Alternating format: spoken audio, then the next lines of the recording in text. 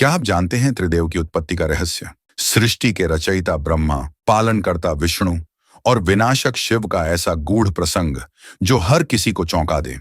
सुनिए यह अद्भुत कथा जिसने भगवान शिव को उनकी शक्तियों का असली महत्व समझाया। शुरुआत होती है भगवान शिव के एक प्रश्न से, क्या मैं ब्रह्मा और विष्णु का भी विनाश कर सकता हूँ? भगवान ब्रह्मा और विष्णु समझ गए शिव के मन में क्या चल रहा है। उन्होंने शिव को चुनौती दी। ब्रह्मा ने कहा, महादेव, अपनी शक्ति यहां मुझ पर आजमाइए। मैं देखना चाहता हूं कि क्या आप मुझे समाप्त कर सकते हैं। शिव ने अपनी विनाशकारी शक्ति का प्रयोग किया और देखते ही देखते ब्रह्मा जी जलकर भस्म हो गए। शिव का मन पछतावे से भर गया। ये मैंने क्या कर दिया?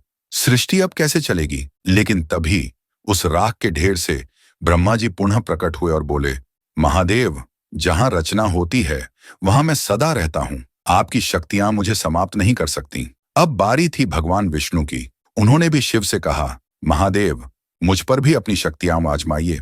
मैं देखना चाहता हूं कि क्या मैं आपकी शक्ति से बच सकता हूं। शिव ने विष्णु जी को भी अपनी शक्तियों से राख में बदल दिया। लेकिन क्या हुआ? उस राख से भी विष्णु की आवाज आई, महादेव, मैं अब भी यहां हूं। इस राख के अंतिम कण को भी खत्म कर दीजिए। शिव ने अपनी पूरी शक्ति लगा दी। राख का ढेर खत्म होने लगा, लेकिन एक कण बचा और उस कण से विष्णु पुनः प्रकट हो गए। उन्होंने शिव से कहा, महादेव, मैं अजर अमर हूं, आप मुझे समाप्त नहीं कर सकते। तभी शिव को एक सत्य का बोध हुआ। उन्होंने मन में सोचा, अगर मैं स्वयं का विनाश कर दूं तो ब्रह्मा और विष्णु भी समाप्त हो जाएंगे, क्योंकि रचना, संरक्षण और विनाश एक दूसरे पर निर्भर हैं। और ऐसा ही हुआ। शिव ने स्वयं का विनाश किया। ब्रह्मा और विष्णु भी राख में बदल गए। लेकिन तभी उस राख से एक दिव्य आवाज गूंजी, मैं ब्रह्म हूं। जहां रचना होगी वहां मैं रहूंगा।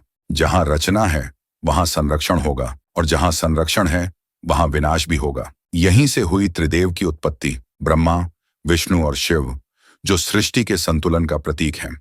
शिव ने उस राख को अपने शरीर पर लेप किया, जिसे हम आज भस्म कहते हैं। यह भस्म हमें याद दिलाती है कि रचना, संरक्षण और विनाश एक ही चक्र के तीन पहलू हैं। त्रिदेव का यह रहस्य बताता है कि ब्रह्मांड के संतुलन का आधार हैं ये तीन देवता। तो दोस्तों, क्या आप भी इस चक्र का हिस्सा हैं?